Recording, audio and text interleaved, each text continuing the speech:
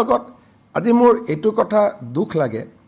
প্ৰাগ নিউজৰ এজন তাত সাংবাদিক আছে উৎপল বুলি কেইদিনমান আগতে জুবিনৰ কথা কি কৈ থৈছে মই আপোনালোকক শুনাব পাৰোঁ যদি আপোনালোকে শুনিব খোজে শুনিব মই শুনি লওক তেতিয়ালৈ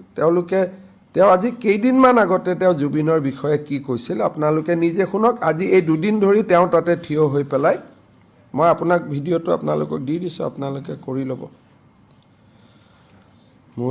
মোৰতো লাজ লাগে ইয়াত এইবিলাক ৰাজনীতি কৰিবৰ কাৰণে এইজন হৈছে প্ৰাগ নিউজৰ সংবাদদাতা অসমৰ সংগীত জগতৰ ৰজা বুলি কোৱা আৰু একাংশ মানুহে তেওঁক ৰজা পাতি থোৱা এজন বিশেষ গায়ক তেওঁক বেলেগে শিল্পী কয় মই গায়ক বুলি কওঁ তেওঁ ৰাজীৱ হদিয়াক চিনি নাপায়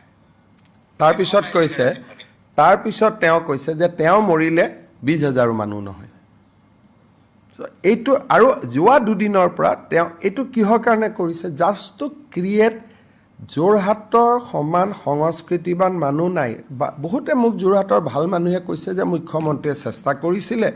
যেতিয়া পৰিয়ালে নিদিয়ে তাৰপিছত মুখ্যমন্ত্ৰীয়ে কি কৰিব পাৰে তেওঁলোকে মেটাৰটো ইমানতে সমাপ্তি কৰিছে কিন্তু যিজন মানুহে কেইদিনমানৰ ৰজা গায়ক বুলি মই ক'ম এই যিটো প্ৰাগ নিউজৰ কি নাম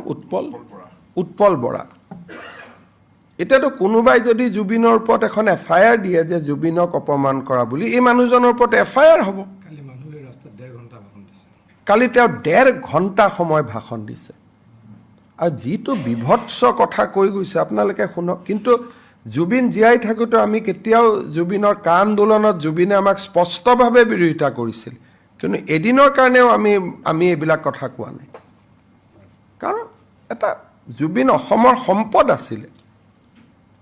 গতিকে এই মানুহবিলাকে স্পষ্টভাৱে এটা গোটেই কথাটোক ৰাজনীতিলৈকে লৈ যাব খুজি আছে যিটো মই বাধা দিব চেষ্টা কৰি আছোঁ 1.5 ঘণ্টা সময় কালি মানুহক উচতাইছে গতিকে এইবিলাকতো চব FIR হ'ব যিসকলে ফেক জুবিন অনুৰাগী হৈছে দুদিন তেওঁলোকে আচল জুবিন অনুৰাগীখিনিক তেওঁলোকে শ্ৰদ্ধাঞ্জলি জনাব সুযোগ দিয়া নাই